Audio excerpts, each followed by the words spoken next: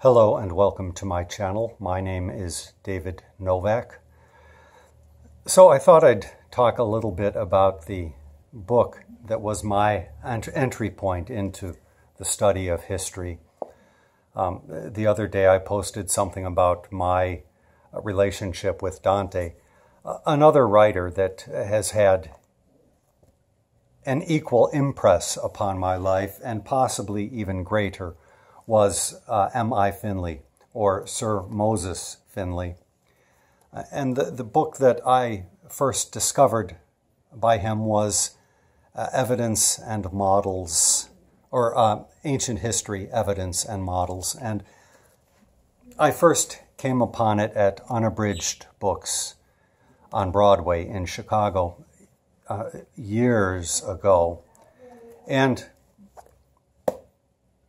I remember flipping through the pages. It was not this copy, it was a paperback. And set it down and went on my way. And something about it just stuck in my mind. And so I went back a few days later, dreadfully afraid that the book would be gone, because had it been gone, I would have no clue what the book was. And it was still there. And I picked it up and bought it, and it has been life-changing.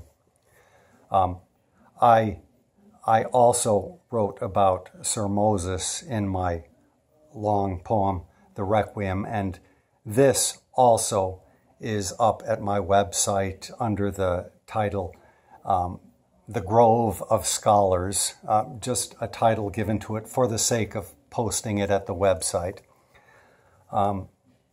But there's a fancy word, autodidact, which really just means a person who has tried to figure things out for themselves. And that was the situation in which I found myself. I had no history in school to speak of. We got a very stilted version of American history and stop.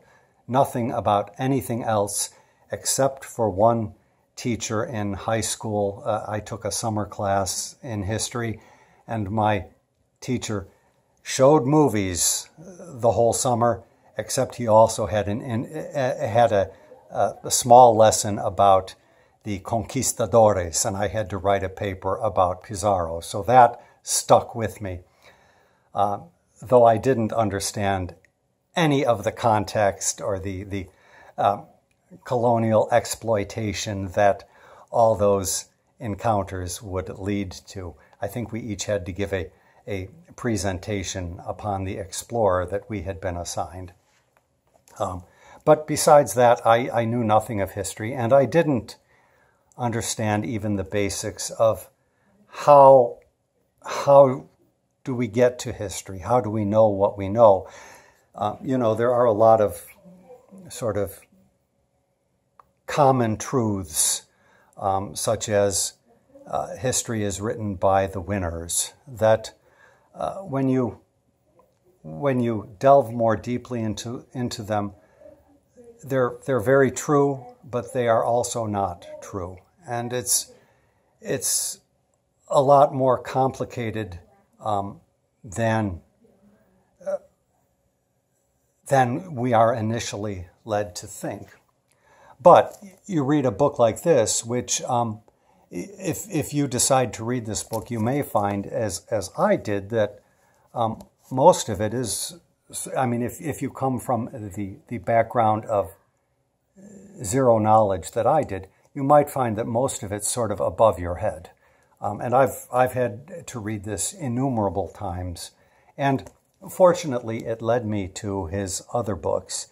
And if I am so inclined, I will perhaps post a video about the books by Sir Moses. I haven't read his works exhaustively.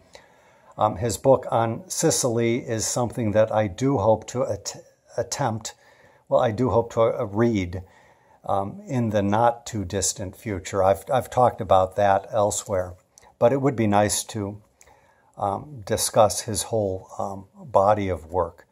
But it's been a slow crawl for me. He was the impetus for my delving into the study of slavery, and I have a nice collection of that sort of book, which I suppose I could do a video talking about as well. And so my interests, but also to a degree my prejudices, followed Finley. And he was almost exclusively interested in classical Athens. Now, he would talk about other parts of Greece, what we call Greece, when he had to. He has a history of ancient Greece, that's the title, in which Hellenistic Greece is treated as almost a footnote to the main substance. It's nevertheless an excellent book to read.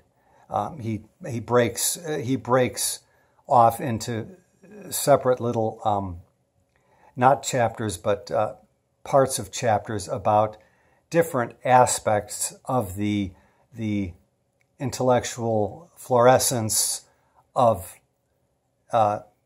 Greece and Athens, such as comedy, tragedy, and so forth, history. And it's worthwhile reading. But again, his focus is on Athens and on the classical period.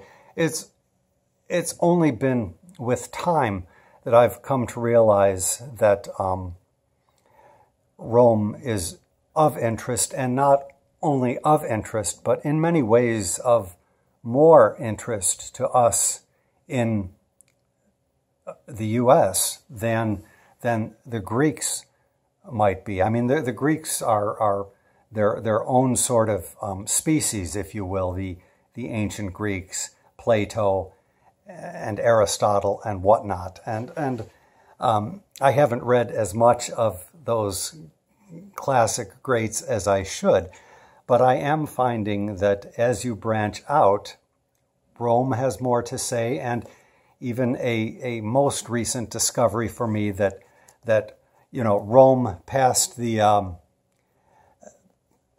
period of the Republic and the breakdown of the Republic also has interesting writings, interesting figures, interesting history to study. And then with Gibbon, which I just completed this year, I'm even going further. I hope to read about the Crusades in the trilogy by Stephen Runciman. I intend to start that any day now, but I keep getting interrupted and going off into another book that I had not intended on. And so I'm gradually trying to branch out and understand a little bit more of other parts of the world. But for me, I've talked in another video how Bernard Lewis was my second historian. He was the second writer of history that I spent multiple books with in those early days. And then my third was K.C. Chang, who was truly an archaeologist and much more difficult to understand because he was dealing with a much earlier period.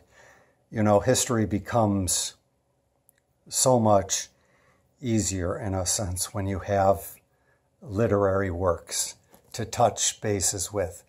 The Bronze Age and so forth require a whole different sort of skill set of knowledge to really be able to comprehend even remotely. And I'm still miles away from where I need to be on that. So I keep chipping away a little bit here, a little bit there. But as I say, the two writers that I owe probably the greatest debt to would be Dante and Moses Finley. And So I just thought I would mention this preliminary book and how I'm trying to get beyond, so to speak, some of the limitations of Sir Moses. At any rate, this was another meandering talk, but I just thought I would put that out there. Thank you very much for stopping by.